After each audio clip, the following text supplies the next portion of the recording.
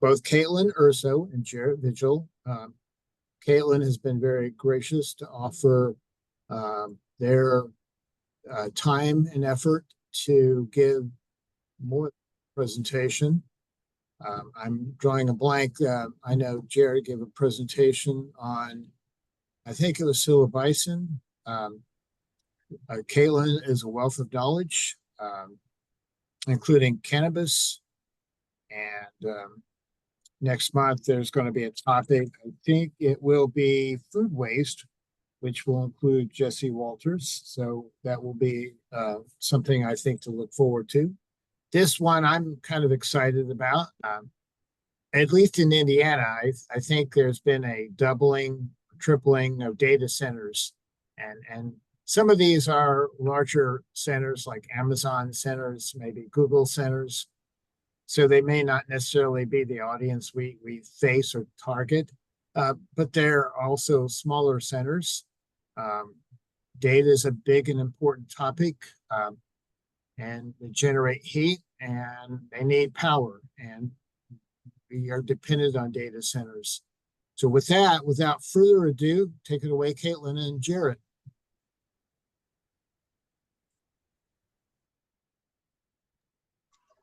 Sweet. Let me see.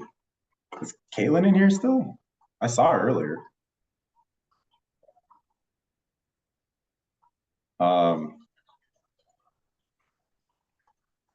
So I could do my introductions. I'm Jarrett. I've been with the APCD for about 2 years now. I was actually the rule writer on one of the rules I'm going to be presenting on, and I've been with the SBAP program for about 1.5 years.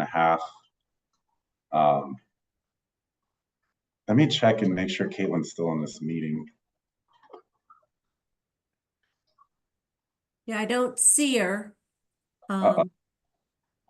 So she must have just dropped out, but I'll keep watching for her to come in and I'll get her in right away. Shoot. That's no good because she was the first half of this presentation. Maybe we can give it another minute or two for her to come back.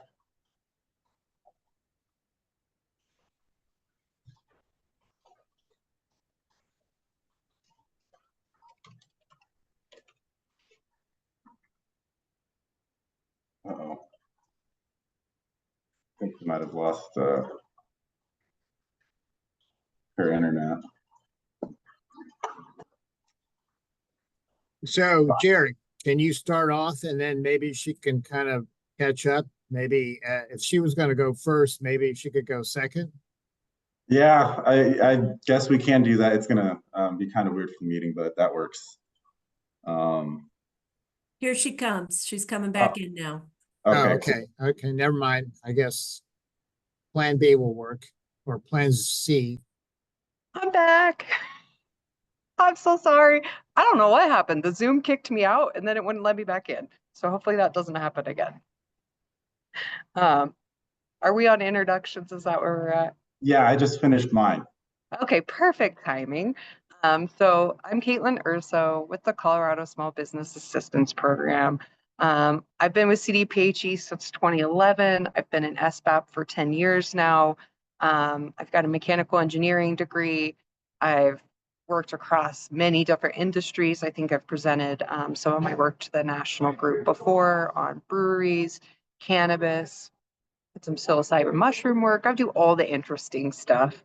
But recently we also worked with data centers. So I'm excited to talk about data centers today, and hopefully I won't disappear again. So our agenda for today is to give you a little bit of an overview of the Colorado SBAP program. Just for comparison, across all SBAP programs, we're all set up a little bit differently and in different offices and kind of do a little different things. So I wanted to give you guys a perspective of how Colorado does things. And we're going to cover the energy and the waste impacts of data centers, as those are the largest impacts. Then we're pass it off to Jarrett. He'll cover the air quality and compliance issues that are surrounded with data centers, and then also some federal and state regulations.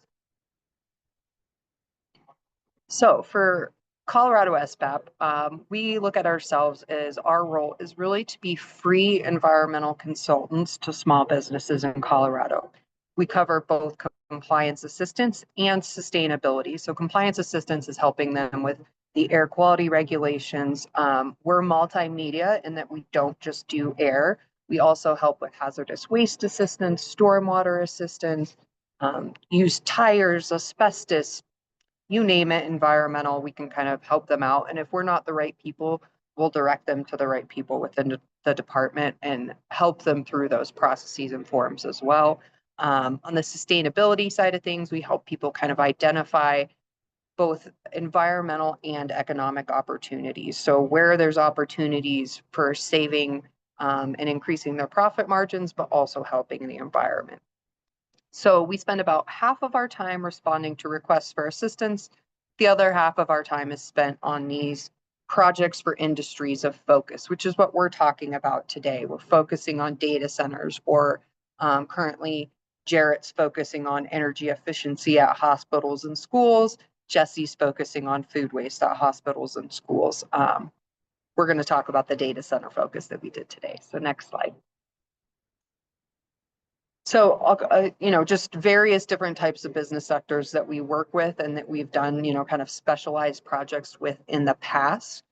We've worked with craft breweries. We've worked specifically with cannabis operations, both hemp operations and marijuana operations here in Colorado. We have a high concentration of data centers as well. So we worked with data centers in the past. We've done dry cleaners, print shops, auto body shops. Anybody that has, a large engine or a boiler, construction activities, and then most recently working on the natural medicines legalization rules, making sure that environmental factors are taken in account, essentially, with that legalization. So we're advising on those rules, which we talked about at one of the last education sessions that we spoke to you at. Next slide. All right, so when Colorado approaches really any new industry sector, industry of focus, we really first try to, our first goal is to put up a website that has resources on it, free resources on it. So here's our website that we created specifically for data centers. We highlight on there that we offer free compliance assistance. We also offer free site visits. We've got a lot of resources available to them, specifically on air quality impacts, permitting, best management practices. We have an energy efficiency guidance, as that's the largest impact of data centers, is just really intense energy usage. And then we also often do referrals to that CEO is our Colorado Energy Office, and then Excel is our local energy utility.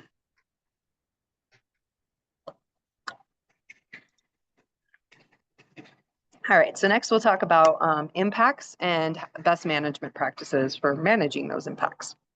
So energy use at data centers is really, really high.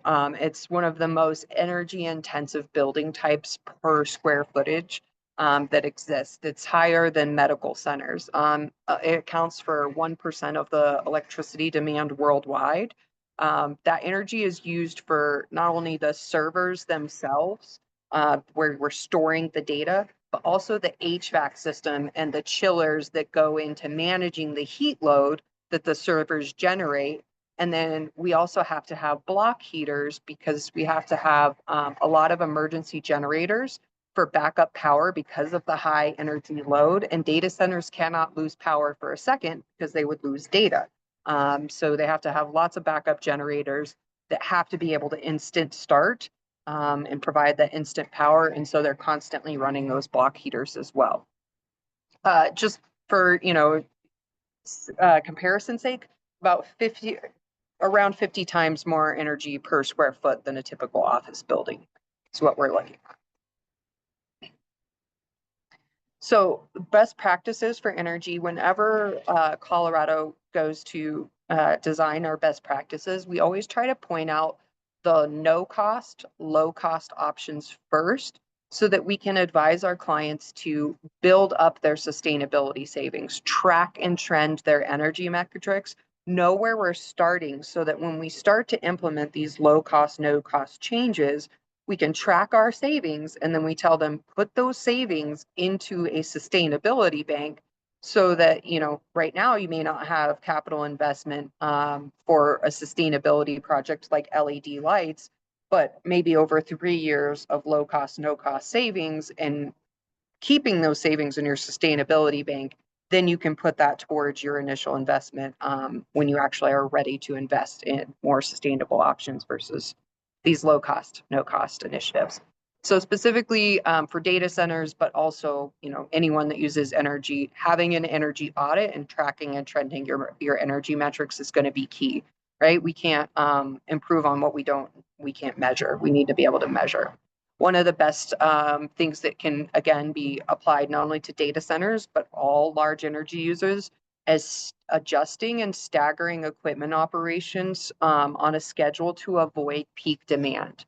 What peak demand is for industrial customers, they get charged more when the grid is stressed at peak demand. Say first thing in the morning when everybody's, waking up and businesses are all starting their equipment at once, that's peak demand. They charge more at that rate. And so if we can create an energy profile that avoids those peak demands, that maybe we're not turning on our highest energy load equipment until later in the day, or we're not turning all of our chillers on first thing in the morning, we're staggering their operations so we keep a lower energy profile. So we're not hitting those peak demand, paying higher rates, but the environmental benefit of avoiding peak demand is during peak demand times, the less efficient power generating units at the power plants are being used, which are creating more air pollution. So that's why we want to avoid peak demand. Eliminating redundant power supplies on IT equipment. Because data centers already have to have this really robust backup emergency generator system because they cannot lose power anyways, having a redundant power supply on your IT equipment is sort of an extra unnecessary step, specifically for a data center because they have that intense backup power already. And those backup power supplies constantly draw energy, right? They're an energy draw. So if we can eliminate those redundant supplies equipment, because we already have redundancy built into our generators, we can eliminate that constant draw. Consolidating computing space and turning off older used servers.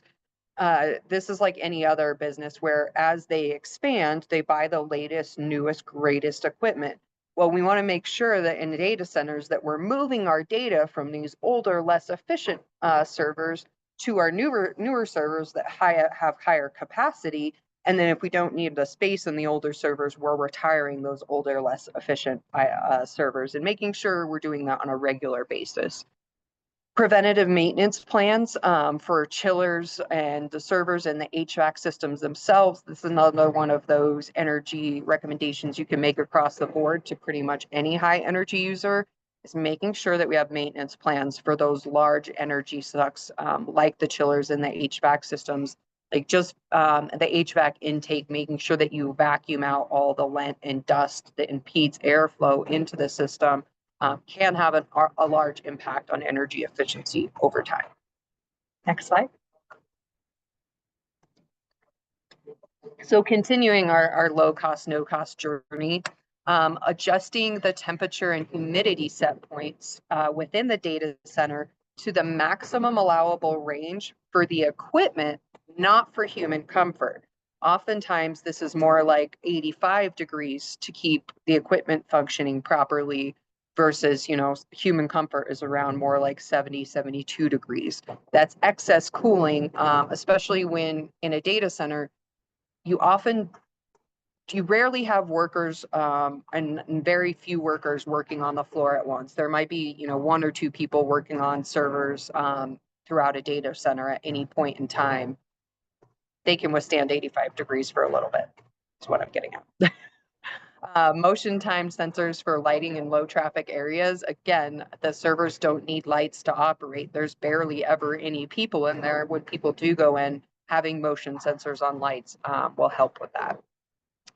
Another great idea is especially when security is needed, for security purposes. Oftentimes the servers in the racks that they're in have to have security doors so that like no one can come in and like steal the servers, for instance. Well, those security doors by default are designed to be solid doors. The servers generate a lot of heat and they can't get good airflow. And so then it puts a higher load on all of our systems that are designed for cooling. So if we can replace those doors with perforated doors, still have the security of people not being able to access the servers, but allow airflow, it's really going to help. Home Depot Fix, we love those in Colorado SBAP. We always try to think of those. Just taking a drill and literally drilling holes in your solid door is another option there to allow better airflow. Updating and automating the data retention and deletion policies so that you're not keeping old data.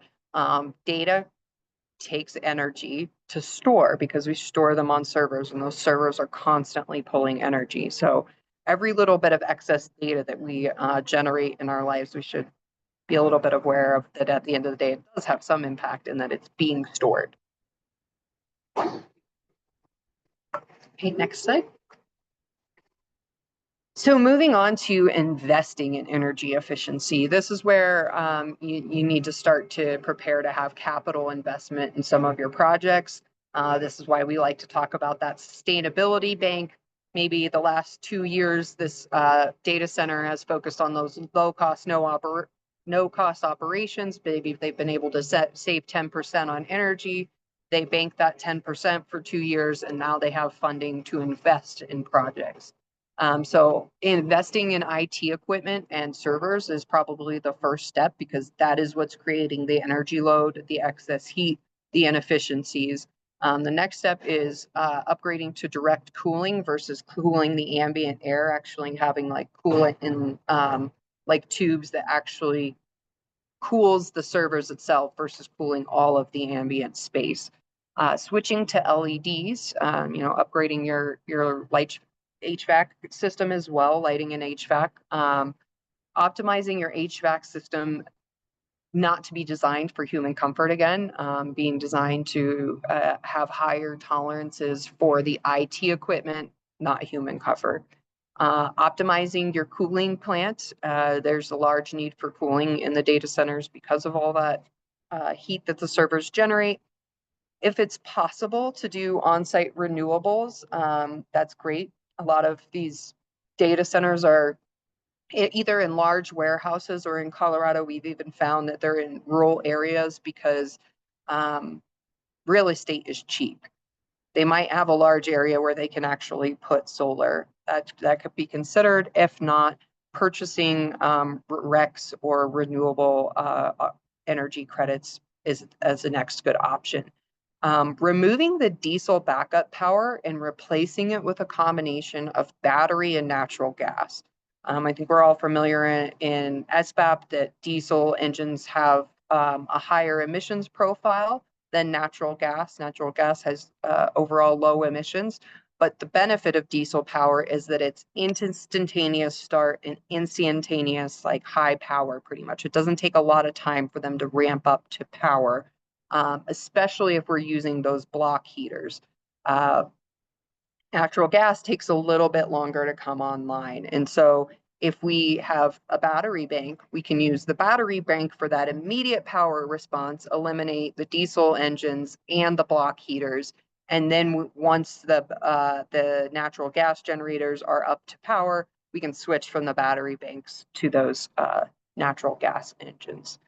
Reusing waste heat. There's a lot of waste heat throughout the plant, but for block heating or for nearby building heating, we've also seen options where data centers are sending their waste heat to heat nearby like recreational pools. There's a lot of waste heat, and the biggest opportunity there is if we're using direct cooling liquid from our chiller. We route our cooling liquid to our servers. That cooling liquid then gets heated up. And instead of it sending it hot right back to our chiller, maybe we route that heat to a heat pump, send it to a building, a pool, to our block heaters. We lower the temperature on that fluid before we return it back to our chiller. So then our chiller doesn't have a higher load. to overcome, to cool the liquid down, to repeat the cycle. That's what we talk about. That's basic concept of heat recycling. Next slide. So, moving on from energy impacts to waste impacts, there are some unique waste impacts for data centers in that, they've got all of this electronic waste, but then what complicates the issue further is the data security need. Oftentimes there's either policies or for the government, there's actually mandates for shredding and incineration for servers when there's complex recycling systems. So if you shred all of this material first, how do you separate out the different metals and the plastics and everything at the recycling center? It creates this extra additional challenge. However, the reason why they do this is even if you wipe a server or remove all the data from it, there's lots of different technical ways for people to go back in and still recover that data. So for like government data that has security clearances associated with it, for instance, they have to either be shredded or incinerated. Again, it's metals and plastics. So there are some companies, like large companies, Microsoft, Amazon, that are trying to come up with some in-house solutions for their own recycling systems that hopefully will trickle into the market. Not a good solution, though, widespread at the moment. We need to be aware of all the lighting waste, fluorescents, LEDs, metal halides. Some of them will have universal waste and storage requirements. We would definitely want to encourage recycling options on those. And then there's just going to be a lot of electronics and batteries that are going to become electronic waste and need to be measured or managed properly.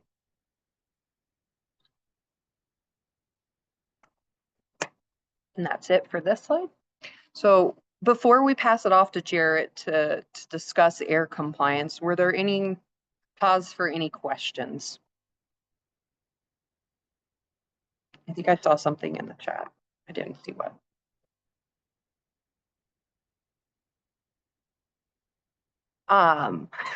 Tony asked, am I a licensed engineer? I'm not a licensed engineer. I went to engineering school and then I did not pursue my professional engineering license.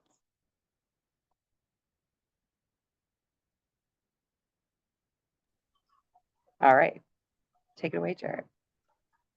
Hello, everyone. I'm Jarrett. I will be presenting on the air compliance and state and federal regulations for data centers. So like mentioned earlier, data centers can have multiple reporting or reportable sources like chillers, boilers, or engines. In Colorado, we have different reporting thresholds. Our first reporting threshold is our APEN threshold. Our APENs are our air pollution emission notifications or notices. These kind of let us know that you are reporting at our first reporting threshold. It lets us know the emissions you're releasing and the products that you're using. The next level we have is the permitting threshold. This kind of builds off of the APEN reporting threshold, but it has higher APEN reporting, but it has higher emissions reporting thresholds. And at the permit level, we can start to set requirements for different kind of permit sources to help reduce emissions or make sure that emissions do not increase or everything's kind of staying how we want it. One thing to note about this is Colorado is currently in ozone non-attainment. We're in severe non-attainment for the 2008 ozone standards and serious non-attainment for the 2015 ozone standards. So basically any kind of source that wants to get permitted in the non-attainment area is going to have significantly reduced reporting thresholds. And that's basically the Denver and Northern Metro Front Range of Colorado. One of the reasons that's really important is, like mentioned earlier, data centers need to have backup engines to make sure that they don't lose data or power. In Colorado, backup engines are calculated and reported based on their PTE, or their potential to emit. So any kind of non-emergency backup generator is going to get 8,760 hours applied to their potential emit on their permit. which can greatly increase the potential to emit permit thresholds for that source, like a data center. And in Colorado, since we have such serious non-attainment for ozone, our Title V permitting thresholds in the non-attainment areas have been reduced to 25 tons reporting. So in theory, if a large data center has a lot of backup emergency generators, they could potentially reach Title V reporting thresholds in the Denver ozone non-attainment area. One way to go about correcting this issue is to make sure that any data center that has a backup generator reports their backup generator as an emergency generator. Emergency generator reporting is 500 hours PTE as opposed to 8,760 hours. So this can create the entire permit or source PTE to be significantly lower, since it's registered as emergency backup and not just regular backup. And it can save a lot of people from potentially being Title V in the Colorado ozone non-attainment. Similar to that, we also, the state and SBAP have created like resources to help with reporting. So for data centers, we have, or specific to industries. So for data centers, we have similar kind of things. We have a boiler emission calculator to help with emission reporting for boilers. We have boiler tailored APENs. We kind of create a lot of guidance similar to these industries if we can, to help educate people on federal rules. So one thing that the Colorado SBAP program does, and we like to do, is we like to take federal rules and turn them into state guidance and see how they apply. So one of the things we did is we took the NSPS Subpart DC federal guidance and created state guidance that's easier and more digestible for industry specialists. And we also did the same for the NESHAP 6J requirements for area solar boilers. Chillers also are kind of similar to the boilers. They also have reporting requirements, but they're mainly exempt because they have low levels of PM. However, they could be required for particulate matter reporting. For calculating the PM emissions from chillers, we like to use EPA's AP 42, Chapter 13.4. And we have our chillers report on a more generalized APEN. They don't have a specified one similar to boilers. Chillers, however, do have additional reporting requirements for their CFCs and ODCs. ODCs are ozone depleting compounds, and in Colorado, any facility that releases CFCs or ODCs is required to notify the Air Pollution Control Division of their use of the air refrigerants. It's kind of similar to an APEN, but it's different reporting for CFCs and ODCs. So next, I would like to cover new state and federal regulations that surround data centers. This is an interesting one that actually is pretty recent. It's the AIMS Act. The AIMS Act is the American Innovation and Manufacturing Act, and it was passed in 2020. The goal of this act is to phase out the production and consumption of HFCs listed in the rules to reduce HFC use 85% by 2036 and replace them with more environmentally friendly substitutes. Under the American Innovation and Manufacturing Act is the Technology Transition Plan. This plan comes into action January 1st, 2025. The Technology Transition Plan limits the use of climate-changing HFCs in specific technology sectors. One of the sectors covered under the Technology Transition Plan is the data center sector. To help support AIM's Technology Transition Plan, they refer back to the Significant New Alternatives Policy Program, or SNAP. SNAP helps to identify and evaluate substitutes for HFCs that can be more environmentally friendly. So any data center that falls under applicability of the Technology Transition Plan should seek out the SNAP program to identify any HFC substitutes that they could find that could be environmentally friendly, more environmentally friendly. So this is some more state-specific rules we have that can be applicable to data centers. In Colorado, we recently passed the building performance standards that sets energy and efficiency targets for large buildings in the Colorado area. And it sets 2026 targets and 2030 targets specific to building industries and provides pathways for them to reach those targets over the time frame. This rule is effective as of October 2023. The BPS applies to every building in Colorado that's 50,000 square feet or larger, unless that building is a storage facility, a standalone parking garage, or an airplane hangar, or a large building that lacks heating and cooling or air conditioning. Also exempted from this rule are buildings in which more than half the gross floor area is used for manufacturing, industrial, or agricultural purposes. The reason those are exempted from this rule is because they're covered under their own individual rules or separate rules, and they're being taken care of elsewhere. And then single family homes, duplexes, and triplexes are also not covered under this rule because we did not want to have any impacts on residential living that's not a condominium or apartment building. So the first step of the building performance standards is benchmarking. Earlier in this presentation, Kaitlin mentioned the importance of benchmarking, and this kind of builds off of that because benchmarking tracks a building's energy usage through its utility data and compares the building's energy use to its previous usage and other consumption trends of similar building types. This means that buildings start to create a baseline of their energy usage in their first year of the building performance standards so that they know where they're starting. They have a starting line. From there, they have the 2026 targets and the 2030 targets that they need to meet.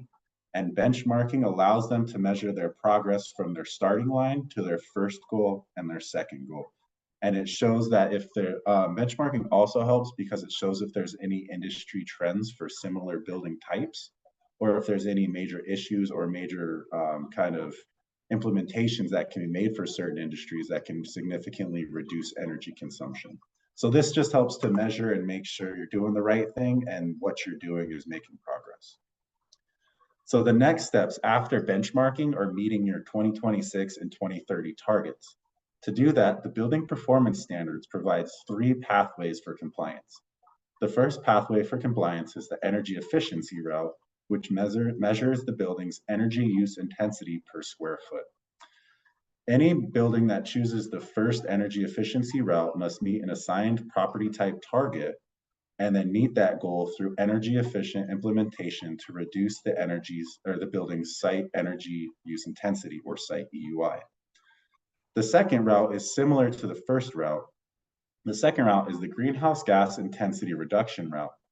This route builds off of the energy efficiency pathway and allows buildings to also use electrification and renewables. Buildings using the greenhouse gas intensity route are only allowed to supplement additional energy using renewables if efficiency and electrification routes have been exhausted. And then the third route is the standard percent reduction route. This is for buildings that feel like they are unable to meet their building's assigned target, or they have to cover major amounts of distances or make major dramatic reductions in their building's energy usage that just would not be feasible. The standard percent reduction sets a target of a 13% baseline reduction by 2026 and a 29% baseline reduction from 2030, and then just has buildings meet that set reduction. There's nothing else. A lot of this is for heavy energy buildings that can't really reduce things or have high plug loads. For buildings that are unable to meet the compliance targets through the compliance pathways, we also have compliance adjustments. We have a timeline adjustment and a target adjustment. Timeline adjustments allow buildings that are unable to meet their building's target within the time frame to extend their time frame requirements to meet their implementation. An example of this could be if a building has an installation for a new engine or HVAC system for 2027, but the requirement is 2026, then they can reach out to the Colorado Energy Office and apply for a timeline adjustment to have their timeline adjusted to 2027 to account for the new efficiency implementations that will be installed at that time. Target adjustments are when a building feels it has a target applied to it and it will not be able to reach that target, so they can apply for a new target. To do this, they must do an energy audit and also reach out to the Colorado Energy Office and apply for a new target adjustment and work with CEO to try to figure out what would be best for their building. So how does all of this apply to building or data centers? The building benchmarking and performance standards apply to any freestanding data center that is 50,000 square feet or larger, or any covered building that is 50,000 square feet or larger that houses a data center, data closet, or anything of the like. Freestanding data centers will be applied a building-specific power usage effectiveness, or PUE, compliance target. This is similar to the regular compliance targets, as the PUE target will have a 2026 target and a 2030 target. And it will be specifically for freestanding data centers, since they will have different kind of industry-specific energy reduction requirements than the typical office building. Buildings covered under the BPS that have data centers as a portion of the building will be assigned a mixed-use building-specific EUI or GHGI compliance target.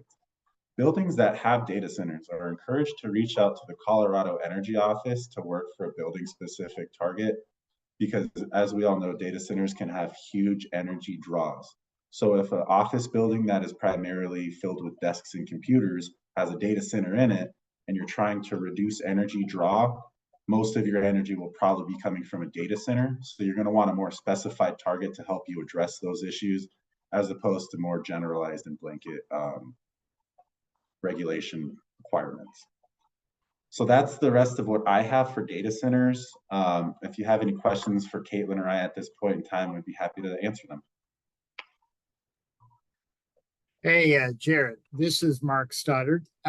You mentioned EPA SNAP as far as potential for alternatives to HFCs. Do you know of any, I guess, approved alternatives to HFCs that SNAP has approved? So from my understanding, after looking through that, I'm not an expert. I've done some moderate digging into it, but from my understanding, the AIMS Act is going to list out all of the HFCs that will need to be phased out. And then if you find those HFCs that need to be phased out in the SNAP policy, you can find the alternatives in there. But since there's so many different kind of coolants and ways of cooling and chilling systems, trying to find one specific HFC or CFC with a safe alternative is kind of hard, just because there's so many different chemical compounds that there could be different substitutes, or those chemical compounds could be used for different kind of situations. So it's kind of like it's not a one size fits all. It's kind of just find out what your data center is, what kind of cooling system you have, what kind of refrigerants you're using, and then you go in there and apply what kind of refrigerants you have, see if they're on the list. And if they are on the list, look for the alternative. And from my understanding is with the SNAP, it's kind of more like a glossary or an index, to where it's like, I have this HFC that needs to be phased out.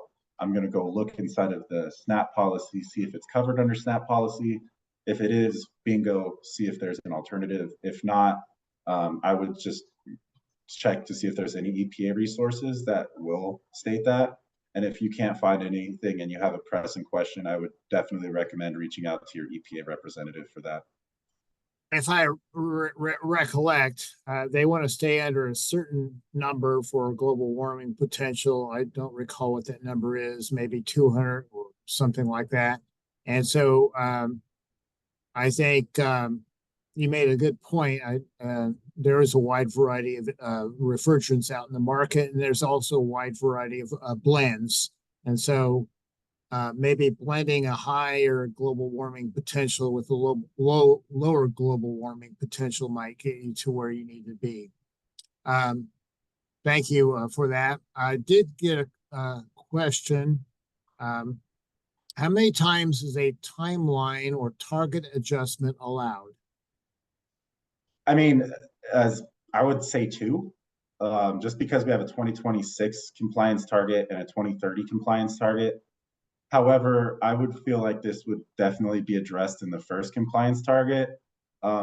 Basically, just because the amount of effort that goes into like a building retrofit is very, very, very extensive. So before it's done, it's highly recommended that they do an ASHRAE level 2 equivalent or greater energy audit on their building. And from there, they can kind of figure out what they're going to need to do and what they're going to, what they can do. and they can base that on the life cycle of their current systems. So it's kind of hard to play out, but I feel like any good building engineer or building manager would know what portion of life cycle their major systems are in. And after they get an energy audit, they can kind of play out the life cycles left in those systems, the replacements and goals. And then you kind of create a timeline or a project management timeline for how you're going to implement those changes over time. So I really feel like if you did one timeline adjustment, you would probably cover it all, because it's a very extensive process and it just doesn't get handed to you. It's an application that you need to apply for, and you can definitely get denied. So it's very extensive. It's very, very extensive.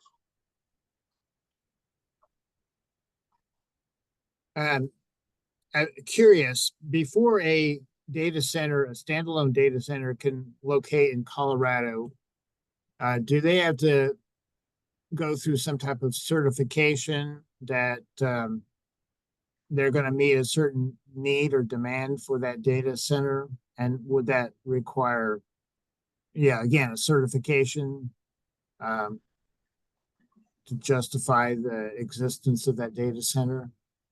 No, I don't believe so. I think it's just kind of like free market open. Like if they want to invest in a data center, they don't have to like prove the need for it. Is that your question? Yes. Yeah. No, they can build it. It's not regulated that way. It's definitely more free market. If they feel like they have the business economic justification for it, they can go for it. It's more comes down to like zoning and planning. I think the biggest thing that we've run into in Colorado is they want to be in more rural areas because land is cheaper. However, the electrical grid is not as developed in some of those rural areas. So like they might pick a side or a site that they think they can viably build a data center on, and it has grid power, but then they get further along in their planning and it just doesn't have, the grid can't support the intensity needed for a data center. We had similar issues with cannabis operations, wanting to go very rural, but needing a high energy profile, and there's just not grid capacity. So I don't see anyone posting. Anyone want to unmute themselves and ask questions of either Kaitlin or Jarrett or both? If not, I have a fun anecdote to share. I do have a question before you proceed with that anecdote. Yeah, sure. What are you seeing, I guess, within the last year or two, maybe three, of the number of data centers coming into existence or possibly expanding their capacity in Colorado? Sure, we are seeing an uptick. That's kind of why Colorado decided to focus on data centers. It seemed to really spark post-COVID. I think a lot, and just in general, the world accepted digital as a substitute for a lot of more ancillary activities that we used to do, like the meeting we're having today. That all requires a data center to run the meeting. We have a lot more digital file transfers and just record keeping and things like that. So I think that's driving the need for sure. And then also Colorado is, a pretty tech friendly state. We kind of run off of tech, and oil and gas is like our two bigger industries. So yeah, we are seeing a little bit of an increased flux or trend, I guess, with more data centers coming online, with just the general overall global needs of more data storage. Thank you. So my kind of interesting trend that's happened here in Colorado is we're having what were first kind of explained as mobile data centers popping up at oil and gas sites. So at oil and gas sites, typically the company that's pulling or doing the extraction is either focused on the oil or they're focused on the gas. Oftentimes, if they're pulling the oil out, they get natural gas as a byproduct. Very common in other states to flare that excess natural gas. In Colorado, we don't allow flaring. Well, we also don't allow that natural gas. It has to go to beneficial use. So it has to either put in a pipeline to be utilized. You can't just waste it, or you can do on-site beneficial use. Well, with the rise in cryptocurrency, these mobile data centers have figured out that it is an acceptable, at least compliant use for that, what would be flared unwanted gas, to basically feed an on-site diesel generator that then powers basically an on-site cryptocurrency or mine, which is essentially just a bunch of servers that are mining cryptocurrency. So basically we have excess natural gas that comes online. We burn it in the diesel engine specifically just to run servers that are on site in like a trailer. And so these like mobile data centers were popping up powered off of natural gas engines. Created some very interesting compliance issues. I think we have another question too. Oh, do we? Yeah, ask away. Yeah. Sorry, Hi, I'm here. That's creativity. Thanks for that anecdote. I think you indicated earlier that, most of these data centers are run by larger businesses, but I was just curious if you have like a percentage, like, or number of small businesses that you've seen. So when we did our data poll, we based it off of industry codes, like the SIC code and the NAICS code, specifically for like large data storage facilities. And we use those codes in partnership with our Secretary of State. So when you register a business with Secretary of State, you have to give them those primary codes that says, this is the type of industry I am. So we could pull those lists that match the codes from the state Secretary of State. And from a permitting perspective, only our our Lockheed Martin, our Amazon, I think we had a Walmart, our Oracle, like really big businesses triggered permitting compliance. And those were the ones we had in our database already. But then when we looked, we had a lot of really smaller ones that are, maybe not triggering air compliance, but they're a small data center. Maybe they don't take up an entire warehouse floor, but they're like one section of it. We also found that there's like, for businesses, say you have a business you take up an entire office building and you have your own on-site servers that's registered as a data center, but it's not necessarily these like really large, what you would picture as a traditional one, if that helps. Yeah, not many are run. I mean, some are run by small companies, but oftentimes the trend with data centers is for smaller companies. It's typically cheaper for them to pay to rent server space somewhere. And then that data center is managed by a very large conglomerate that all they do is data center efficiency and run these data centers. So here in Colorado, a really great example of that is our department, Colorado Department of Public Health and Environment. We have a lot of data. We don't own our own servers. We rent local server space. Okay, thank you. And then I was interested in what you're saying as far as like replacements for diesel engines.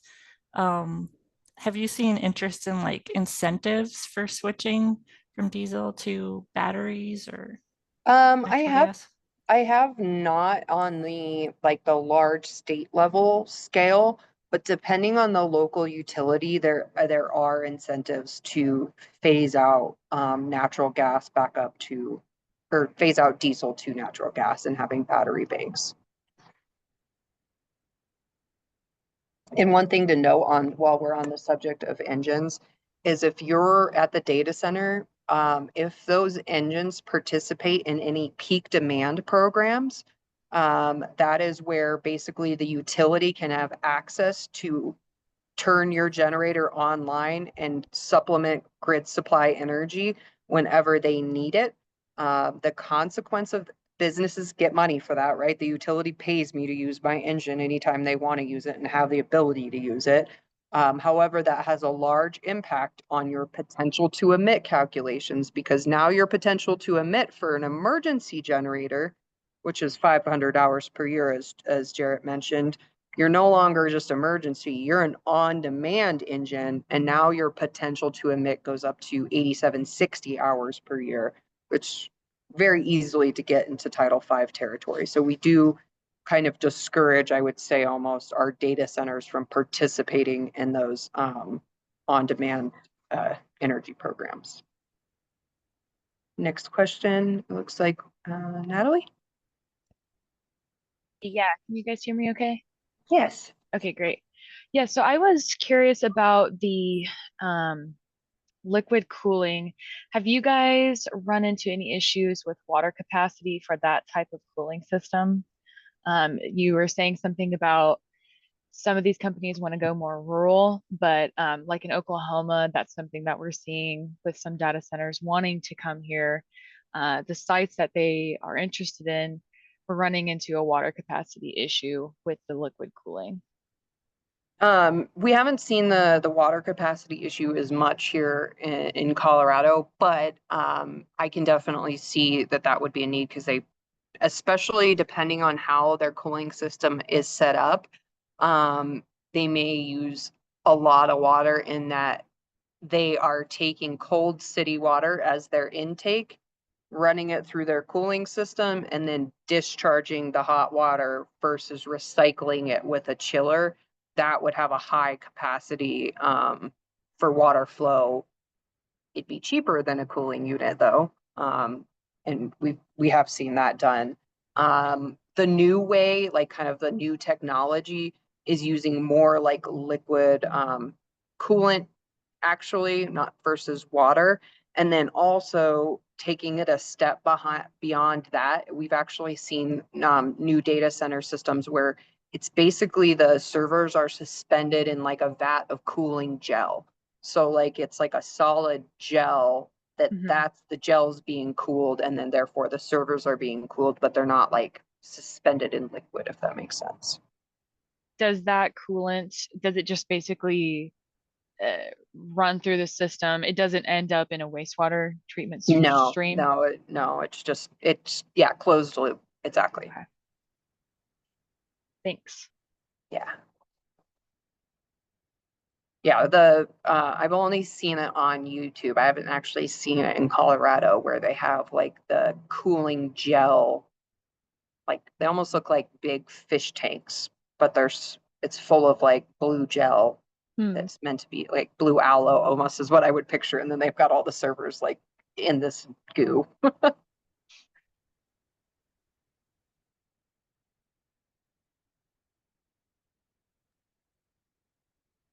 But I do think that working on anywhere they can send their waste heat, like I said, instead of routing it back to that high heat load, routing it back to the chiller, if there's any opportunities for utilization of that waste heat by a nearby source, whether that's a nearby business, office cooling, a recreational pool. I mean, brewery could use it for preheating their brew water. There's just a lot of heat waste, but heat is energy. Like we paid for that heat to be generated by the servers. It'd be great if we could use it. And then also there's the cost of the chiller bringing down that high, the temperature of the cooling liquid has now been heated up. I have to bring it down with my chiller. That gap is a lot smaller if I'm sending that waste heat somewhere else before I get to my chiller. Right. Yeah, that makes sense. I think a commonplace here is having a wastewater stream. And of course, the biggest issue is the wastewater capacity. We just don't have the infrastructure in a rural area. So that's definitely something to consider. With more, I guess, newer technology and newer I would say alternatives. Closed loop cooling systems would definitely be the alternative to using that basically, like I said, water cooling, where you're just city water, because it's coming out of the ground, is typically about 70 degrees. It's pretty cool water, 60, 70 degrees. Then you heat it up to maybe like 85, 90, capturing your heat, and you're literally just discharging it.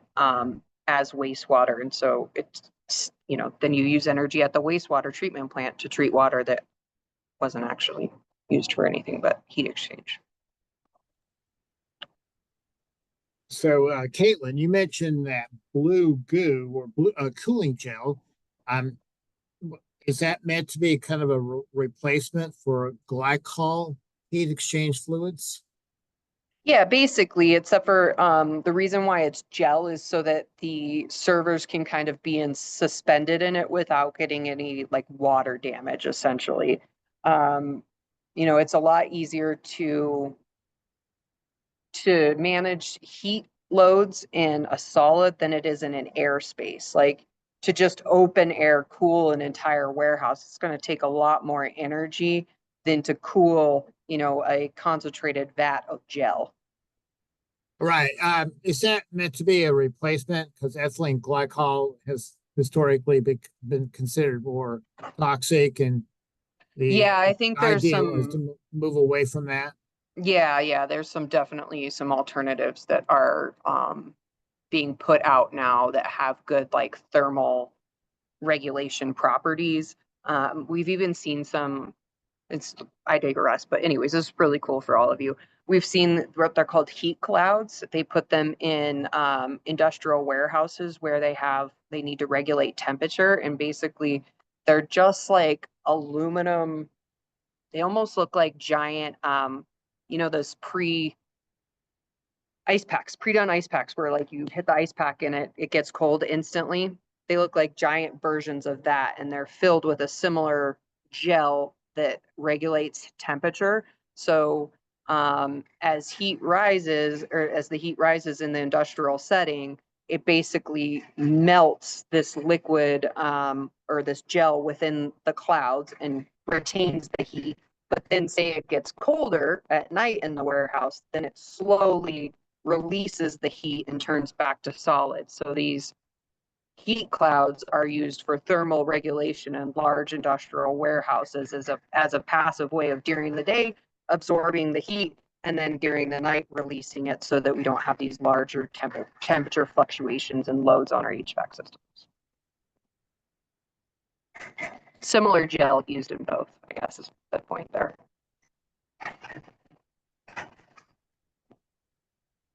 So I assume that's a reversible process then, from what you described. Yeah, yes, it is. So like the how it works is like whatever material is in the heat cloud, they'll set it for a temperature. So they want it to be human comfort in this warehouse, 72 degrees. We'll put we'll make the gel set to 72 degrees, and anything above 72 degrees melts it and absorbs the heat. Anything below 72 degrees basically freezes it and releases it. So it's kind of like this slow source and sink of heat. Well, Or they have formulas for like 80 degrees as well. Like if you were in a data center and wanted to keep 80 degrees versus 70 degrees. I thank you both, Kaitlin and Jarrett. Definitely a very impressive presentation, at least from my point of view. Hopefully I'm not stomping on anyone who might want to ask any questions. And for up to me, I'd go another 30 minutes, but I know other people might have things to do. And you, Jarrett and Kaitlin, might also